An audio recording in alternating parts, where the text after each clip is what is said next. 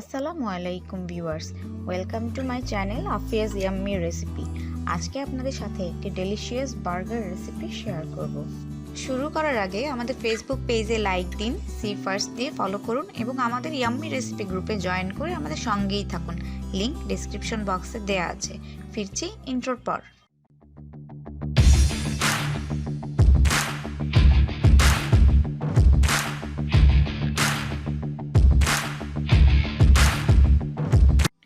একটি মিক্সিং বলে আধা কেজির মতো মুরগির বুকের মাংস নিয়েছি। আদা বাটা, রসুন বাটা 1 টেবিল চামচ, গরম মশলা 1 চা চামচ, কালো গোলমরিচের গুঁড়ো 1 চা চামচ, জিরা গুঁড়ো 1.5 চা চামচ, লাল মরিচের গুঁড়ো 1 টেবিল চামচ, ধনিয়া গুঁড়ো 1 চা চামচ, চিনি 1 চা চামচ, লবণ স্বাদ মতো, 1 স্লাইস লেবু, টমেটো সস এবং সয়া সস। একে একে সবগুলো মশলা আমি বাটিতে ঢেলে দিচ্ছি।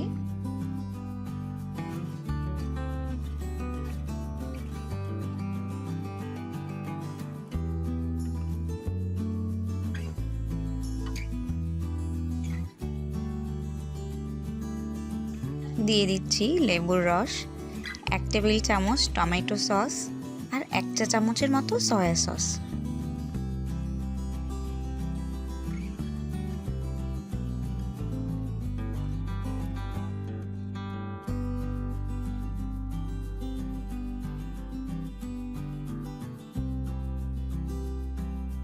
এখন দিয়ে দিচ্ছি 1 টেবিল চামচ সয়াবিন তেল।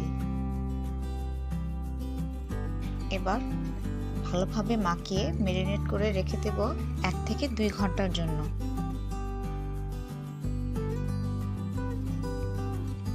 একটি ফ্রাই প্যানে কুকিং অয়েল এবং 1/2 চা চামচের মতো ঘি নিয়ে নিচ্ছি।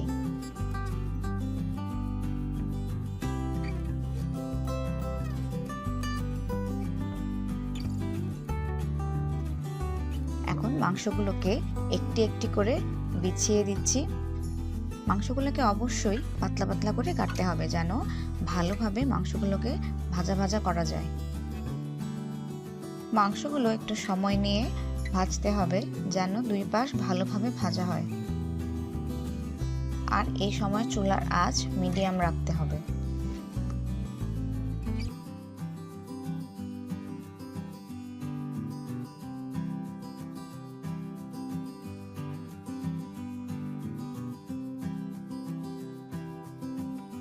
মাংসগুলোকে উঠিয়ে নিচ্ছি এবং ফ্রাই প্যানে যে তেল এবং মশলা আছে তার মধ্যে বনগুলোকে সেঁকে নিচ্ছি।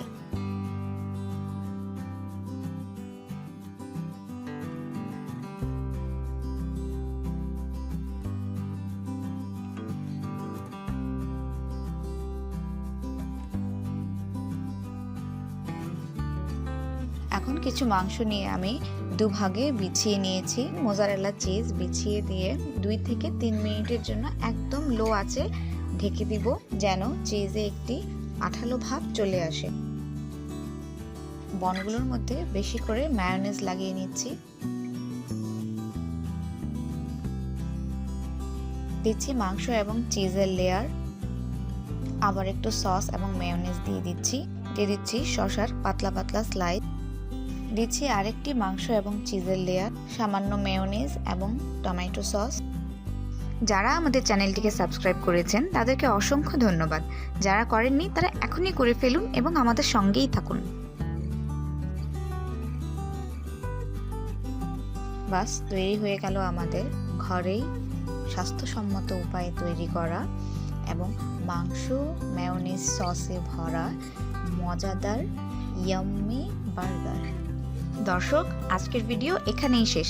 আমাদের ভিডিও ভালো লাগলে লাইক দিন, কমেন্টস করুন এবং আপনার পরিচিত জনদের সাথে শেয়ার করুন। আপনাদের লাইক, কমেন্টস এবং শেয়ার আমাদের কাজের উৎসাহ আরও বাড়িয়ে তোলে। ভালো থাকবেন, সুস্থ থাকবেন, আমাদের সাথেই থাকবেন। আল্লাহ হাফেজ।